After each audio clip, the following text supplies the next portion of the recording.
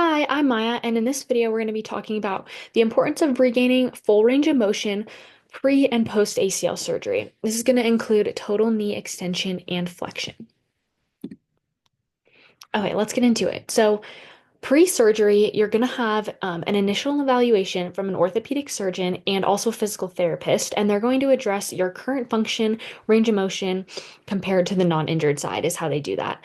And usually that prehab prescription is going to be focusing on quad activation, balance, and also regaining that range of motion. Normal range of motion values for total knee extension, 0 degrees is a full range of motion technically, but most people have a 5 to 10 degree hyperextension of the knee joint. And then flexion is around 120 to 150 degrees. Research shows that we really want to focus on regaining total knee extension pre-surgery. We'll talk about that a little bit later. And then post-surgery, what that's going to look like is you're going to have some flexion restrictions.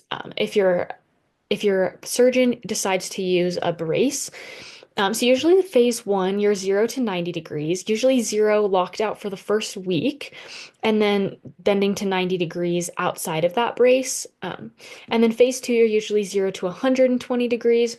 And then phase three, that full range of motion from 120 to 150. It depends on each individual. And this is really focusing on the importance of restoring that total knee extension because we want to prevent fibrosis, which is the formation of scar tissue, which can lead to another surgery down the line if it builds up too quickly and restricts range of motion. So, research shows that within 3 to 6 weeks, we should restore total knee extension to prevent any future deficits from occurring. And then pre-surgery, a research study by Shirani et al. In 20 that was in 2022 says that they compared the outcome measures between a group of subjects that completed 6 weeks of prehab versus a control group subjects who did almost nothing prior to ACL surgery.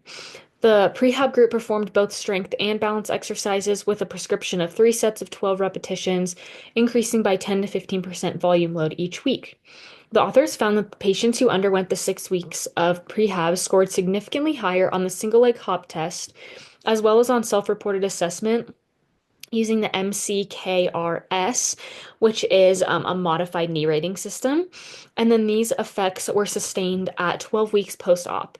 And the mean return to sport time frame was 34.2 weeks for the prehab group and 42.5 weeks for the control group. So that really shows how important pre-surgery rehabilitation programs can be in increasing strength and preventing biomechanical deficits post-surgery. And then post-surgery, we're really focusing on regaining motion and restoring basic function.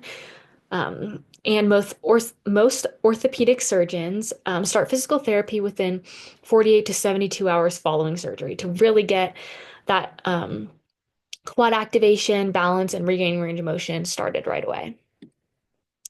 Okay, so these are going to be some exercises that we're going to talk about. So this is passive and assisted range of motion. You can do these on your own or sometimes in the clinic, your physical therapist will help you. This first one's just going to be a prone hang. This is going to help restore total knee extension. So you can see I'm just laying on a table on my stomach is what prone means. And then you can use an ankle weight. So mine is the right side here. And you'd want to do an ankle weight if you're having trouble, but you might want to start without an ankle weight. This is going to help to force that knee into that total knee extension, and it'll just get better over time as swelling goes down. And then the second one is going to be to regain flexion back. This is heel slides. So you can see I'm just using an exercise strap, putting it around my foot, and then I'll lay back. Um, and then my goal is to just pull my heel as far as I can towards my butt. While doing this exercise, following surgery, I am 11 weeks here, so I've regained my full range of motion, but you might not be able to go this far, and that's totally okay. You want to follow those restrictions of 0 to 90 for that first phase, 0 to 20 for 120 for that second phase, and then 0 to full for that third phase of rehab. All right, and this is going to be active range of motion. So active means that we're using our muscles to get that joint to move in a full range of motion. So this is called a TKE. It's just a total knee extension.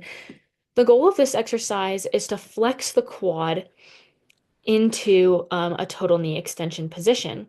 So in this, I'm just bending my knee and then straightening and squeezing as hard as I can.